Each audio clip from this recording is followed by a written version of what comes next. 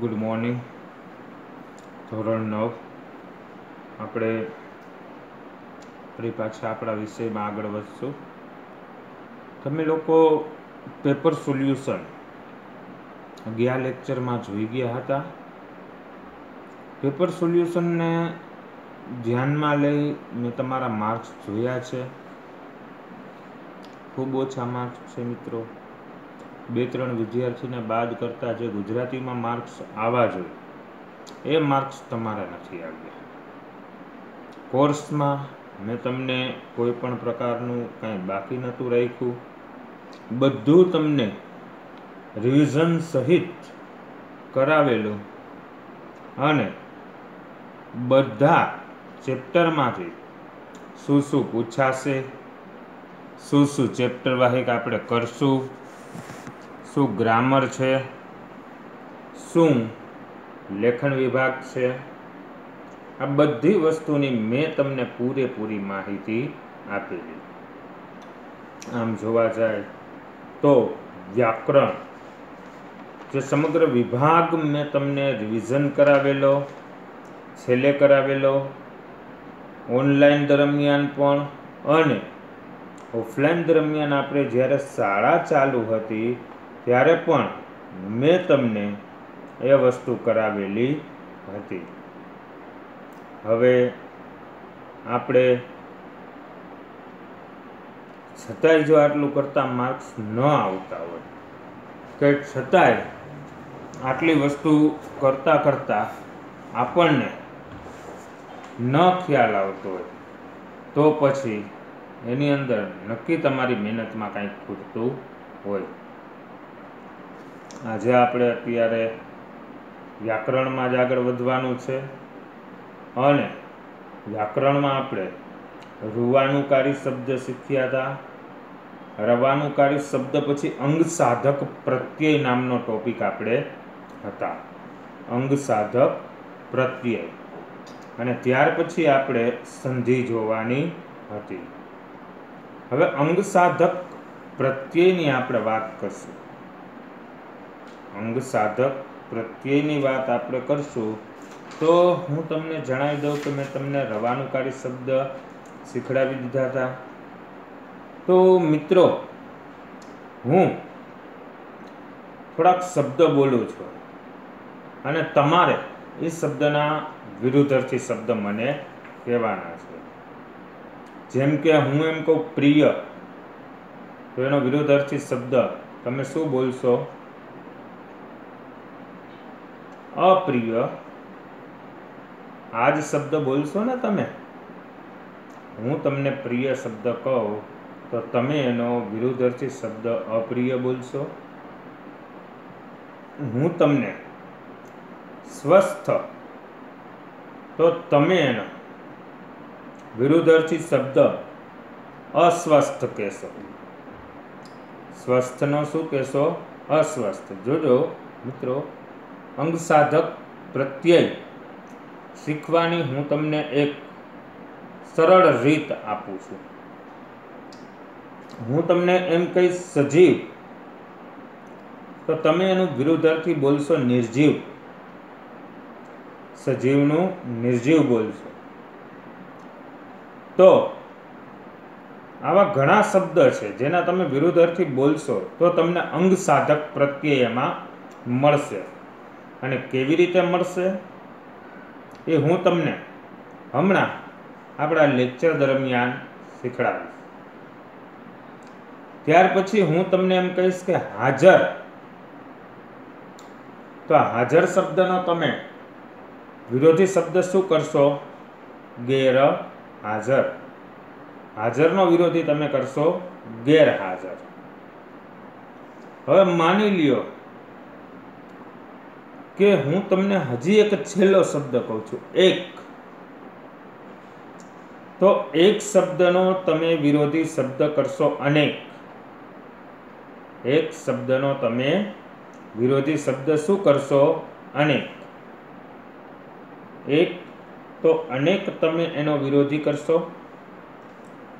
જ્યારે આ બધા શબ્દ મેં તમને સાવ સરળ શબ્દ કહ્યા. અને બધા શબ્દના તમને વિરોધી આવડી જાય, જેમ કે પ્રિય, અપ્રિય, સ્વસ્થ, અસ્વસ્થ, સજીવ, નિર્જીવ, હાજર, ગેરહાજર, એક, અનેક. આ બધા એના જવાબ થાય છે. જવાબ તમારા વિરોધાર્થીમાં સાચા હશે. તો હવે આપણે આ શબ્દને ફરીથી વાંચવાના છે. જે તમે જવાબ આપ્યા પ્રિયનો અપ્રિય, અસ્વસ્થ, નિર્જીવ, ગેરહાજર અને અનેક. તો આ શબ્દ ફરીથી વાંચીએ તો આ ફરીથી વાંચેલા શબ્દની અંદર આપણે શું છે, ફરીથી વાંચેલા શબ્દની વાત આપણે કરી તો ખાસ બીજું તમને જણાવું કે આમ તો જોવા જાય તો વિરુદ્ધાર્થી શબ્દ છે અને શબ્દની આગળ તમે નિર, ગેર, અન વગેરે જે લગાવવામાં આવ્યા છે શબ્દ એ એક જ મિનિટ શું છે તો કે એ બધા પ્રત્યયો છે. કાંઈ વાંધો નહીં. ઢીંગલી તો મારવા આવ્યો વાહ વયા મને એક રહી યાદ આવ્યું. હા હું જાય આવ્યો તો કામ લેવા. કોણ છે પાણી ભાઈ? અરે ના ના જાવું જ છે. આ તો મેં જોતો જ શું કરે છે. અચ્છા, ઓલા ઘરે હતા. ઓલો ભાઈ છે તાર કાકા દીકરો? ના ના ભાઈબંધ. અચ્છા, બોલાવે ને. અરે એ નહીં આવે ભાઈ. ઠંડુ કે કાંઈ પીવું? મારે લેક્ચર ચાલુ હતો.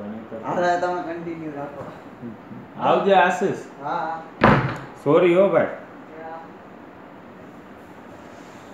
ફરી આપણે આપણા જ વિષયમાં આગળ વધશું.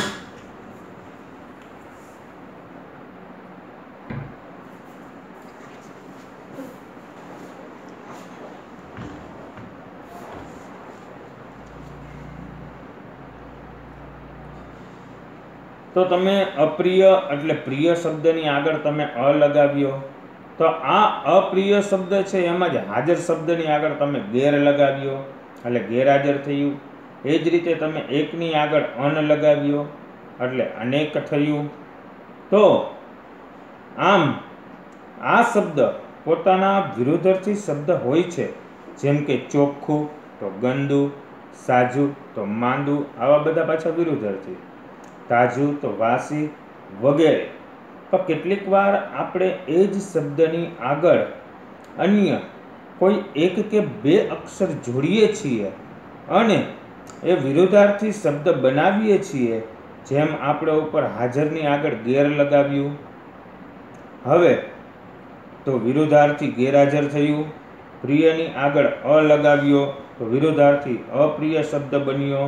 આમ એક શબ્દ પરથી અન્ય શબ્દ બનાવનારા આવા એક બે અક્ષરોના પ્રત્યયને આપણે શબ્દ બનાવનારા પ્રત્યય અથવા અંગ સાધક પ્રત્યય કહી છીએ. કયા પ્રત્યય કહી છીએ? અંગ સાધક પ્રત્યય. હવે આવા અંગ સાધક પ્રત્યયથી શું માત્ર વિરુદ્ધાર્થી શબ્દ જ બનાવી શકાય? ના. તમે આવા ઘણા ઉપરના ઉદાહરણ હું તમને કહીશ, જે ઉદાહરણ પરથી તમને ખ્યાલ આવશે કે શું આ વસ્તુ બને છે. હવે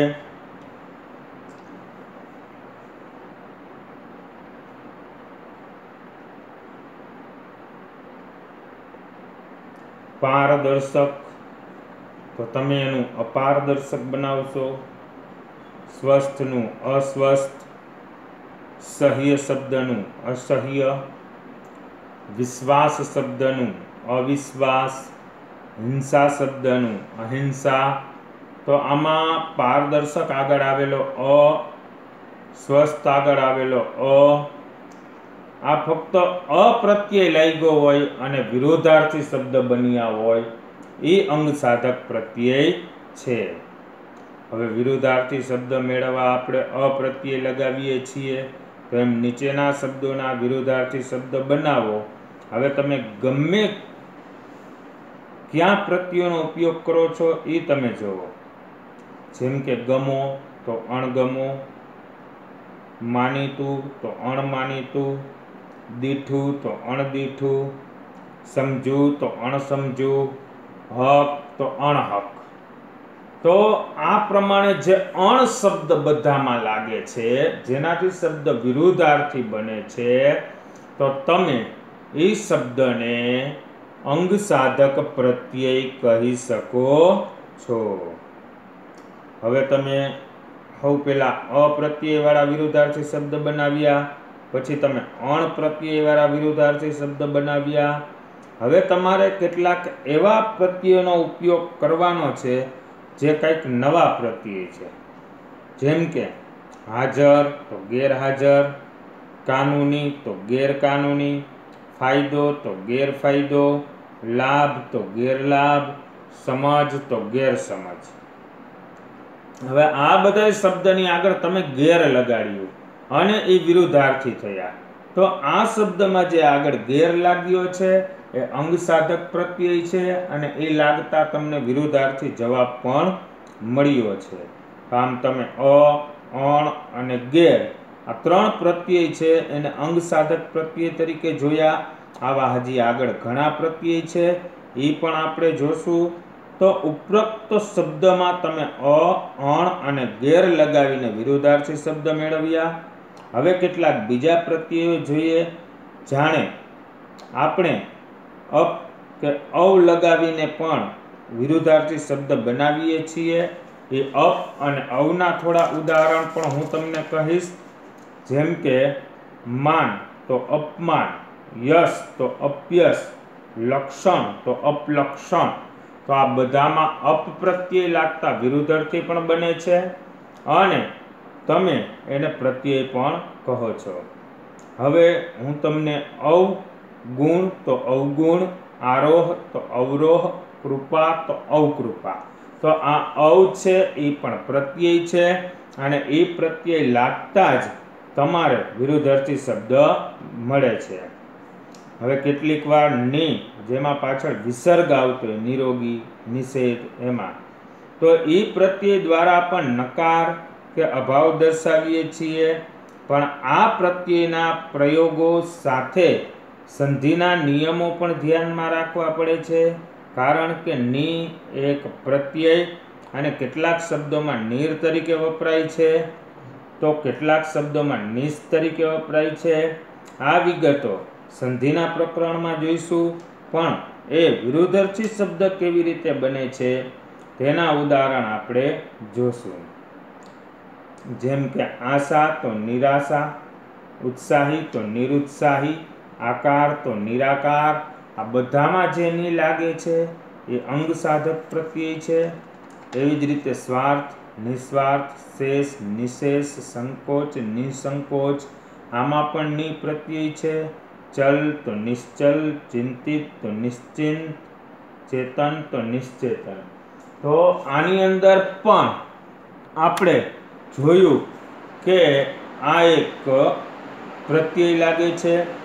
કપટ તો નિષ્કપટ, પ્રયોજન તો નિષ્પ્રયોજન, સફળ તો નિષ્ફળ. આ બધામાં જે ની લાગે છે એ ની પણ એક પ્રકારનું આપણે જોવા જાય તો પ્રત્યય જ છે અને એ ની દ્વારા પણ આપણને શું કહે છે, વિરુદ્ધાર્થી શબ્દ પણ મળે છે અને આપણને પ્રત્યય પણ મળે છે. આમ તમે સફળ નિષ્ફળ શબ્દની જોડ જોઈ તો સ દ્વારા સહિતનો અને ની દ્વારા રહિતનો અર્થ ઉમેરાયો. સહિત તો રહિતનો વિરુદ્ધાર્થી શબ્દ જોડ પર નજર ફેરવો. હવે તમને શબ્દના સાચા અર્થનો ખ્યાલ પણ આવશે. જેમ કે સંચિત તો નિશ્ચિંત, સક્રિય તો નિષ્ક્રિય, સજળ તો નિર્જળ, સજીવ તો નિર્જીવ, સાકાર તો નિરાકાર. હવે એ જ રીતે તમે સારા ખરાબની શબ્દ જોડ પણ આપણે આવા પ્રત્યયોની મદદથી મેળવી શકીએ છીએ. તો ચાલો આવી કેટલીક શબ્દ જોડ આપણે જોઈ, જેમાં સુલભ તો દુર્લભ, સબળ તો દુર્બળ, સુબોધ તો દુર્બોધ, સુગંધ તો દુર્ગંધ અને સુગમ તો દુર્ગમ. આમ તમે આની અંદર પણ હવે પ્રત્યયને જોયા.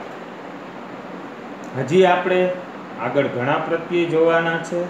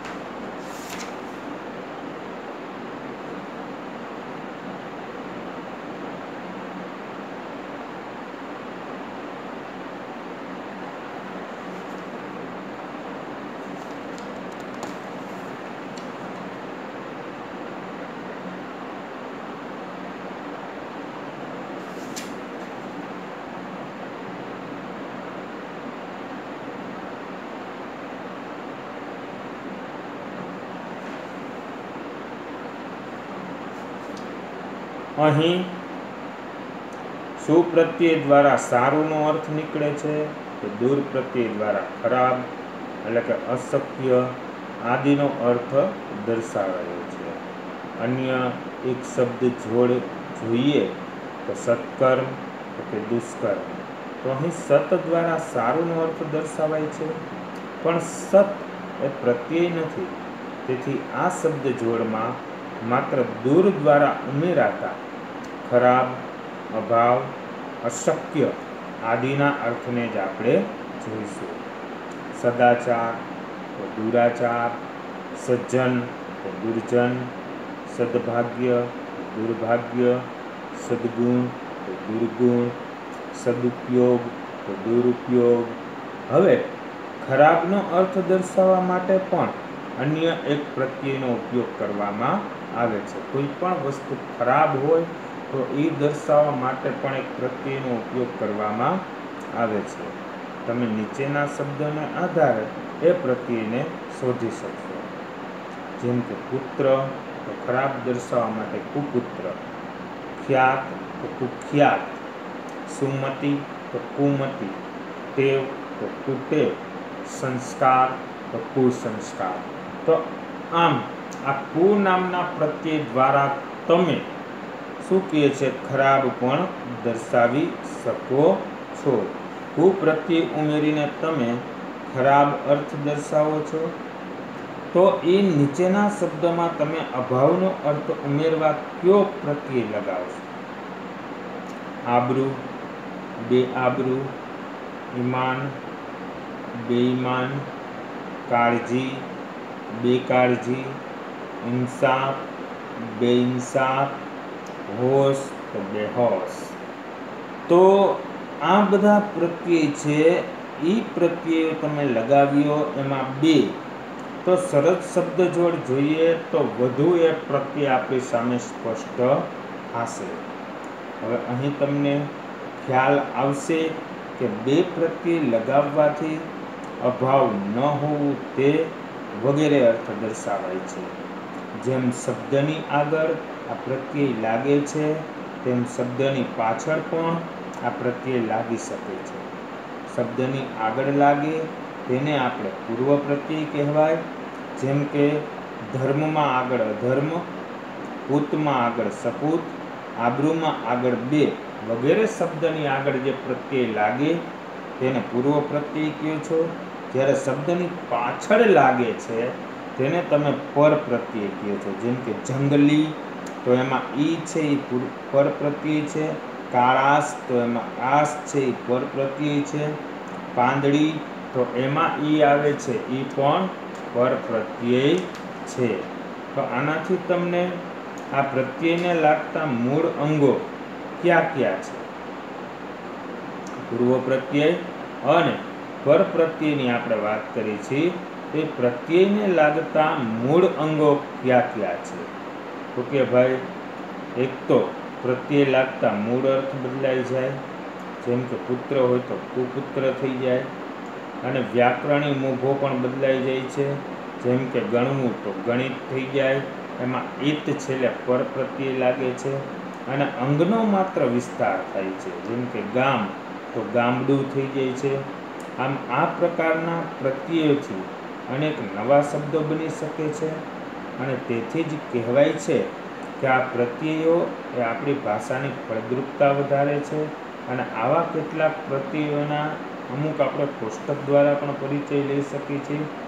પણ આપણે અહીં અભાવ, ખરાબ અને અશક્યના પ્રત્યય જોઈ તો કુ, ઔ, દુસ, દુર, દુ, નિસ, નિર, ની, વી, અ, અણ, ક, વણ, કમ, ગેર, બદ, બિન અને બે આ પ્રત્યયો જે છે એ પ્રત્યયો ખરાબ, અભાવ કે અશક્યનો અર્થ મેળવવા માટેના પ્રત્યયો છે.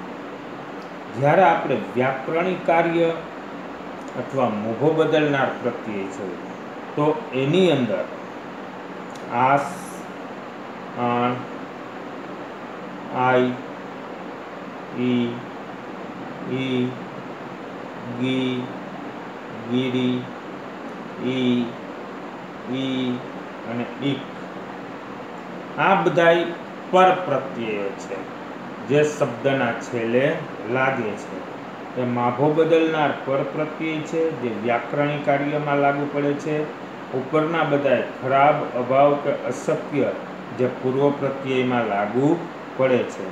હજી પર પ્રત્યયમાં જોઈએ તો ઈક, ઈય, આડું, ગર અને દાળ આ બધા પણ પર પ્રત્યય છે. હવે ક્રિયાપદ ધાતુ પરથી સંજ્ઞા બનાવનાર પ્રત્યય આપણે જોઈએ તો એ અક, આય જે ક્રિયાવાચક સંજ્ઞા બનાવે છે, અપ એ કર્તુવાચક સંજ્ઞા બનાવે છે, આણ એ પણ ક્રિયાવાચક સંજ્ઞા બનાવે છે, આમણ એ મહેનતાણાવાચક સંજ્ઞા બનાવે છે, આવટ અને તર એ ક્રિયા પરથી સંજ્ઞાઓ બનાવે છે. તો આમ શબ્દનો પોતાનો અર્થ કે વ્યાકરણી મોભો જળવાયેલો જ રહે છે અને માત્ર શબ્દ મોટો થાય છે. તો આવો માત્ર અંગ વિસ્તાર કરનાર પ્રત્યયો પણ કેટલાક છે. એ પ્રત્યયોને આપણે જોવા જાય તો ક જેમાં ઢોલક, દંડીકો, છૂટક, નાનકો, કડુક, જરાક, બાળક આ જે ક આવે છે એ ક આપણે અંગ વિસ્તાર કરનાર પ્રત્યયો છે. ડ માં ગામડું, પાંદડી, એકડો, મોકળું, સીમાડો. જ્યારે લ માં નળદલ, મોરલો, મઢુલી એમાં લ પ્રત્યય આવે છે. ઈ માં બળદિયો, અળદિયો, વાકડિયું, શેઠિયો, સુખિયો આ બધામાં પણ ય પ્રત્યય આવે છે. તો હવે તમે જ્યારે શબ્દ વાંચો ત્યારે તેના પ્રત્યયો પણ જોઈ શકશો. તો વાંચવાની અને અર્થ સમજવાની વધારે મજા આવશે. વિશેષ હું તમને આજે આ અંગ સાધક પ્રત્યયનો ટોપિક પૂરો કરું છું. આના પછી આપણે આગળ પાછા કોર્સમાં રિવિઝનમાં વધશું. આમ તમને જોઈ તો વ્યાકરણ રિવિઝન પણ થાય છે અને તમારે કોર્સ પણ રિફર થઈ ગયો છે, પૂરક વાંચન પણ થઈ ગયા છે. તો મિત્રો હવે ફક્ત તમારા વાર્ષિક પરીક્ષાને અનુલક્ષીને ધ્યાન આપવાનું છે, કેમ કે એની અંદર તમારે 80 માર્ક્સનું પેપર હશે. તો તમે લોકોએ આ વ્યાકરણ, લેખન અને કોર્સને અનુરૂપ તૈયારી કરી હશે તો 100% સફળ થશો. અહીંથી આપણા લેક્ચરને વિરામ આપી છીએ. અસ્તુ.